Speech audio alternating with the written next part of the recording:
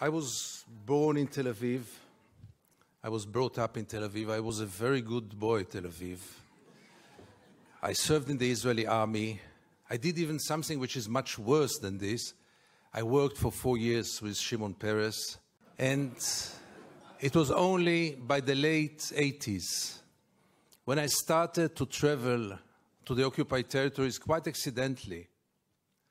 When I realized, as a journalist, when I realized that the biggest drama of Israel is taking place half an hour away from our homes, in our dark backyard. All those crimes are taking place, and we Israelis, most of us, if not all of us, do not want to know, do not know, and above all, do not care. And it took me many, many years to understand how come. How come that a society, some of you met Israelis, they are not monsters. Every catastrophe in the world, the Israelis are always the first one to send rescue teams with field hospitals. Many Israelis would help any old lady to cross the road many times, even if she doesn't want to cross the road. People with values. How come that this society lives for so many years with this drama in its backyard and feels so good about itself and has so little moral doubts, if at all? How is it possible? How is it possible that most of the Israelis, if not all of them, are deeply convinced that the IDF is the most moral army in the world? Try to tell an Israeli, and I tried it once or twice, you know what, maybe it's the second moral army in the world. Maybe the army of Luxembourg is more moral. I don't know if Luxembourg has an army at all. They will be deeply offended. How can you dare? How come that when this reality is taking place so close to our homes, not over the oceans, but just half an hour away from our homes, how come that we live in peace with it, that we continue with it, that there is no resistance, almost nothing? Think about a relative of yours or a friend of yours who is, God forbid, a drug addict. There are two ways to deal with him. One is to supply him with money and he will go and buy more drugs. He will be very grateful to you. He will appreciate you. He will tell you, you love me, you are my friend, you are my best friend. The other way is to send him to a rehabilitation center. He will be so mad at you. But what is real care? And what is real love? And what is real friendship? And does anyone in this hall have the slightest doubt that Israel is occupation addicted? But, and therefore for me, this conference here is so crucial and so important. Because we have to face reality. And reality is that there is no chance for a change from within the Israeli society. No way. I'll try to explain why. Because the Israeli society is by far today too brainwashed. Really to believe that 5 million Jews know better than 6 billion people of the world? Really believe that 5 million Jews will be able to continue to live on their sword forever? Is there one example in history in which any country lived on its sword forever? Empires?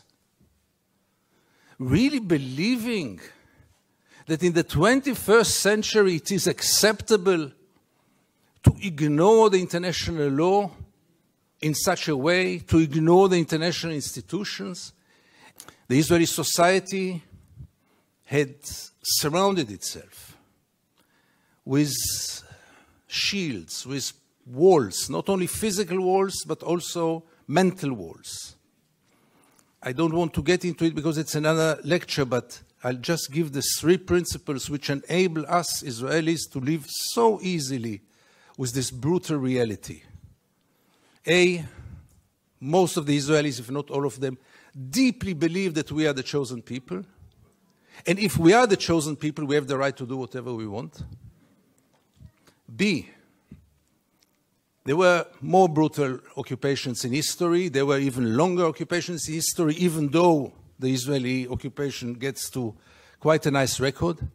But there was never in history an occupation in which the occupier presented himself as the victim. Not only the victim, the only victim around. This also enabled any Israeli to live in peace because we are the victims. The other day, Professor Falk spoke about this dual strategy of Israel of being a victim on one hand and manipulating on the other hand. After what happened in Paris and in Copenhagen with the terror attacks, Benjamin Netanyahu came with the notion all the Jews must come to Israel. It's the safest place for the Jews in the world. It's a shelter for the Jews in the world. Which is wrong, because Israel is today the most dangerous place on earth for Jews. But let's put it aside. It was only 24 hours later when he said Israel is an existential threat under the Iranian bomb. And I asked myself, how can you dare call Jews to come and to join this suicidal project when the Iranians are going to bomb us?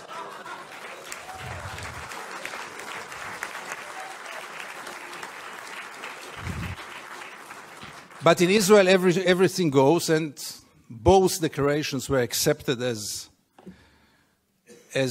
the only truth. And here I get to the third set of values which enable us Israelis to live in peace with the occupation. And this is maybe the most crucial one and the worst one. We say victimization, we say it's chosen people. When I say victimization, it goes without saying we have to mention the Holocaust and the unforgettable Mrs. Golda Meir that the American jury had exported to Israel. She said once, this unforgettable woman, that after the Holocaust, the Jews have the right to do whatever they want. But the third set of values is the most dangerous one, and this is the systematic dehumanization of the Palestinians, which enable us Israelis to live in peace with everything, because if they are not human beings like us, then there is not really a question of human rights. And if you scratch under the skin of almost every Israeli, you will find it there. Almost no one will treat the Palestinians as equal human beings like us. I once wrote that we treat the Palestinians like animals, and I got so many protest letters from animal rights organizations. Rightly so.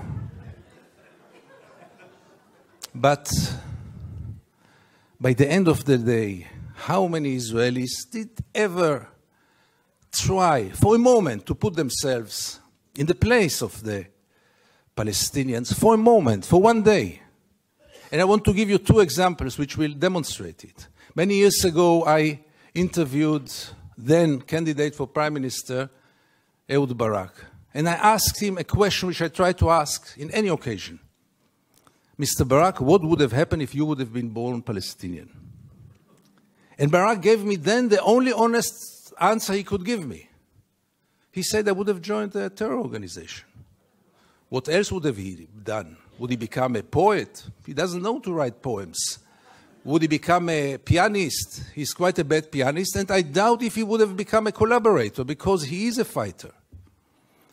And it became a scandal, because how can you dare to put Ehud Barak to think what would have happened if he would have become a Palestinian? And the second incident, briefly, Second Intifada, the city of Jenin, the most closed city in the West Bank, real total siege. I go out from Jenin, I come to the checkpoint, a Palestinian ambulance is parking there with the red lights. I stand after him, no cars can get out of Jenin in those days, no cars can get in, and I wait. The soldiers are playing backgammon in the tent. Usually I know myself, it's better that I don't get into confrontation with the soldiers because it always ends up very badly. So I stayed in the car, but after 40 minutes I couldn't take it. And I went out to the car, from the car. I went first to the Palestinian ambulance driver and I asked him, what's going on? He told me that's the routine. They let me wait 1 hour until they come and check the ambulance. And I couldn't take it anymore. And I went to the soldiers it became a confrontation, but the question that I asked them, which really brought them to direct their weapons toward me, was one. What would have happened if your father would have been lying in this ambulance? This freaked them out. They lost control. How can I dare to compare between their father and the Palestinian in the ambulance?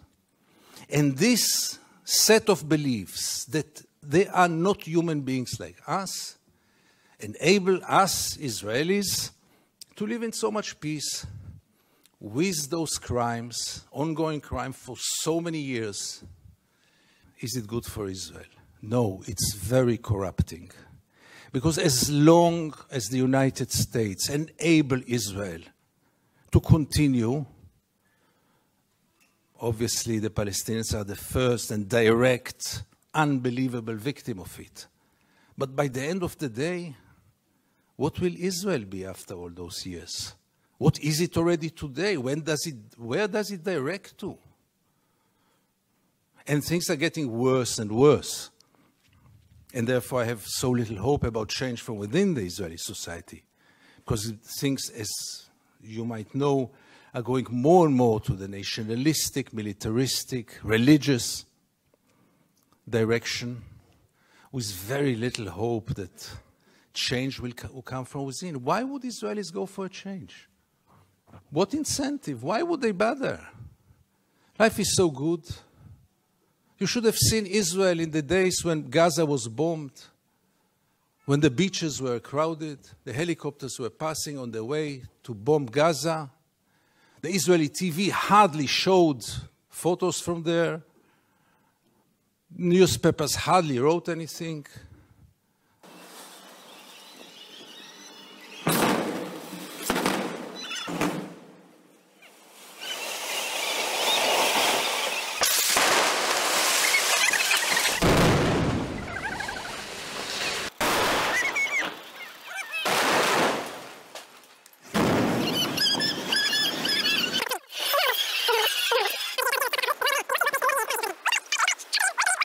In occupied East Jerusalem, more scuffles around the neighborhood of Sheikh Jarrah, where threatened forced expulsions have fueled the tensions.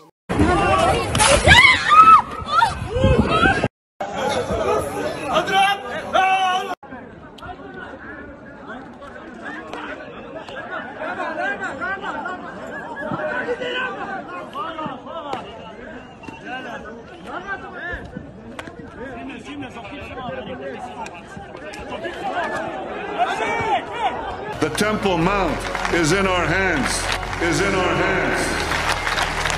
We are in Jerusalem and we are here to stay.